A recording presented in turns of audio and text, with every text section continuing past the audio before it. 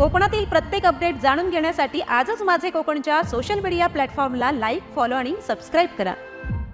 गुहागर तालुक्यातील गोपाळगडावरती केलेल्या अनधिकृत बांधकामावरती रत्नागिरी पुरातत्व विभागाने हातोडा फिरवला। त्यामुळे अखेर गोपाळगडाने मोकळा श्वास घेतला। सन 2014 मध्ये जागा मालकाने अनधिकृत बांधकाम केलं होतं। सदर बांधकाम करण्याचे आदेश नगर रचनाकार विभागाने तहसील कार्यालयाला दिले होते। त्यावेळी तहसील कार्यालयाने कोणतीच कारवाई केली नाही। त्यामुळे या आदेशाविरोधात जागा मालक मुंबई हायकोर्टामध्ये गेले होते। मुंबई हायकोर्टामध्ये सदर निकाल पुरातत्व विभागाच्या बाजूला लागल्यामुळे अखेर हे बांधकाम जमीनदोस्त करण्यात आले आहे। एक दुकान, घर, स्टोरेज टँक, 2 वॉशरूम जेसीबीच्या सहाय्याने हटवण्यात आले आहेत। त्यामुळे शिवप्रेमींसाठी ही जमेची बाजू ठरली आहे। या कारवाईमुळे शिवप्रेमींनी आनंद व्यक्त केला आहे।